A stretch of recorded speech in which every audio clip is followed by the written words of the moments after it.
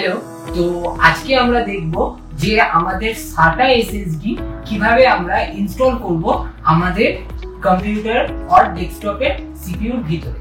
তো চলে আসো আমরা দেখে নিই তাহলে এর ভিতরে কিভাবে ইনস্টল করব।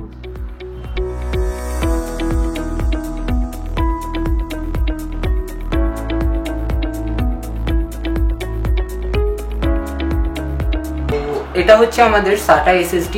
তো আমাদের এখানে SATA কেবল অ্যান্ড এখানে হচ্ছে আমাদের পাওয়ার কেবল রয়েছে, যেটাকে আমরা কানেকশন করব ঠিক SATA পোর্টের মধ্যে। আমরা এটাকে এইভাবে দিয়ে দেবো অ্যান্ড দেন পাওয়ার কেবলটাকে আমরা এখানে পাওয়ার কেবলে জ্যাকে দিয়ে দেবো। আমাদের SSD দু ধরনের হয়, এক হচ্ছে SATA SSD আর একটা হচ্ছে NVMe SSD। NVMe SSD ঠিক আমাদের মাদারবোর্ডের মধ্যেই অ্যাটাচ হয়ে যায়, আর SATA SSD আমাদের SATA কেবলের মাধ্যমে মাদারবোর্ডের সাথে কানেক্ট করতে হয়।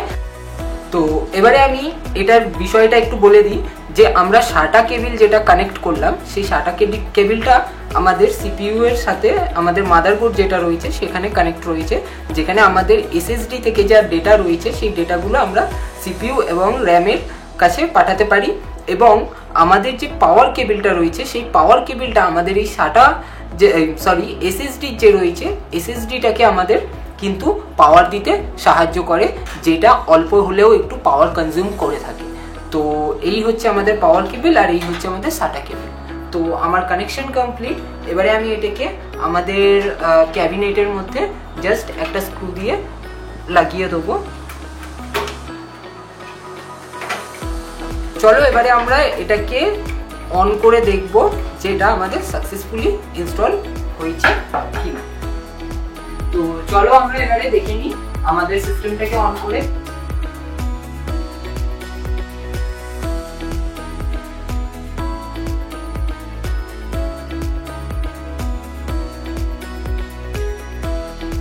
তো আমাদের সিস্টেম অন হয়ে গেছে, আমরা দেখতে পাচ্ছি আমাদের সিস্টেম অন হয়ে গেছে। তো আমরা একটু দেখিয়ে দেবো তোমাদেরকে এসএসডিটা, এই পিসি আর এখানে আমাদের সিস্টেমে দেখা যাচ্ছে। এতক্ষণ আপনারা দেখলেন SATA SSD ইনস্টলেশন। এবারে আমি NVMe SSD ইনস্টলেশনটাও একটু দেখিয়ে দিচ্ছি। তো এটা হচ্ছে SATA SSD, যেটা কিনা ট্রেডিশনালি ইউজ করে থাকে সবাই, যেটা আমরা SATA কেবলের মাধ্যমে কানেক্ট করে থাকি। বাট এটা হচ্ছে নিউ জেনারেশন SSD, যেটা M2.0 SSD, same as NVMe SSD হয়। এটা আরও একটা ভেরিয়েন্ট যেটার physical appearance same as it is থাকে, শুধুমাত্র পিনের ডিফারেন্স থাকে যেটা আপনি স্ক্রিনে দেখতে পাচ্ছেন। বেসিক্যালি দুটোরই ইনস্টলেশন একদমই সেম। মাদারবোর্ডের গ্রাফিক্স কার্ডের অ্যাবভে অথবা মাদারবোর্ডের গ্রাফিক্স কার্ডের বিলো সাইডে এই পোর্টটা থেকে থাকে। এই পোর্টটা আপনারা দেখতে পাচ্ছেন। এই পিনগুলোকে ঠিক আমাদের এই পোর্টের মধ্যে ইনসার্ট করে দিতে হবে অ্যান্ড আফটার হালকা করে প্রেস করলে দেখবে তোমরা পিনগুলো এন্টার হয়ে যাচ্ছে অ্যান্ড দেন আমরা প্রেস করে এটার মধ্যে একটা স্ক্রু টাইট করে দেবো। তো আমার এটা গিগাবাইটের মাদারবোর্ড, তো সেই কারণে আমার এখানে অবভিয়াসলি একটা হোল্ডার ছিল, সেই হোল্ডারটা আমি কানেক্ট করেছি।